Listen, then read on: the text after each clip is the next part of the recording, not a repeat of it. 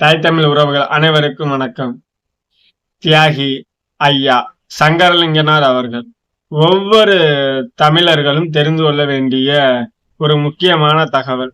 அதாவது இன்றைய காலகட்டத்தில் நமது மாநிலத்தை தமிழ்நாடு என்று நாம் சொல்றோம். அதாவது அதற்கு மிகவும் முக்கியமாகவும் உறுதுணையாகவும் இருந்தவர் ஐயா சங்கரலிங்கனார் அவர்கள். இவர்கள் இந்திய சுதந்திர போராட்டத்தில் பெரும் பங்காற்றினார்கள். காந்தியடிகளுடன் இணைந்து தண்டி யாத்திரை போராட்டத்தை நடத்தியவர். பிறகு அதாவது 1950 காலகட்டங்களில் சென்னை மாகாணம், அதாவது சென்னை ரெசிடென்சி என்று நம்முடைய மாநிலத்தை குறிப்பிட்டார்கள்.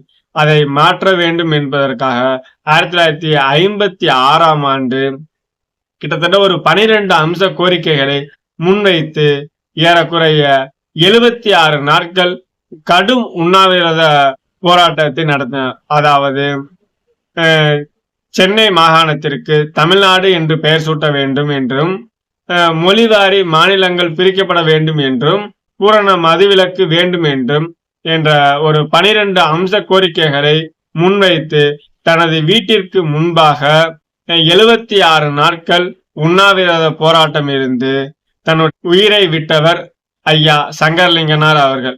இவர் இந்த போராட்டத்தை நடத்திய போது பல்வேறு தலைவர்கள், அதாவது ஆதித்தனார், ஜீவானந்தம் ஐயா, அண்ணாதுரை ஐயா போன்றவர்கள்லாம் இந்த போராட்டத்தை நீங்கள் கைவிட வேண்டும் என்று கேட்டுக்கொண்டார்கள். ஆனால் அவர் அதற்கு முடியாது என்று சொல்லி தன்னுடைய இன்னுயிரை நீர்த்து கொண்டார். போராட்டத்தின் எதிரொலியாக தமிழ்நாட்டில் பல்வேறு அமைப்பு சார்ந்தவர்கள் பல்வேறு போராட்டங்களை நடத்தினார்கள்.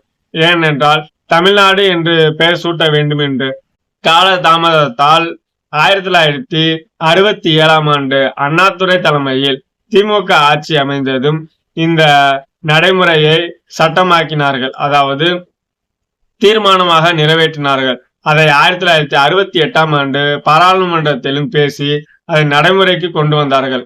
கடைசியாக 1969ஆம் ஆண்டு ஜனவரி 14ஆம் தேதி சட்டமன்றத்தில் ஐயா அண்ணாதுரை அவர்கள் சென்னை மாகாணம் என்ற பெயரை நீக்கி தமிழ்நாடு என்று பெயரை படித்தார். அதாவது தமிழ்நாடு தமிழ்நாடு என்று 3 முறை படித்தார்.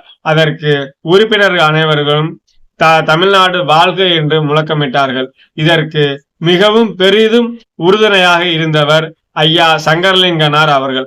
அவர்களுக்கு விருதுநகர் மாவட்டத்தில் ஒரு நினைவு மண்டபம் தமிழ்நாடு அரசால் கட்டப்பட்டுள்ளது. இது நாம் இன்று தமிழ்நாடு என்று கொண்ட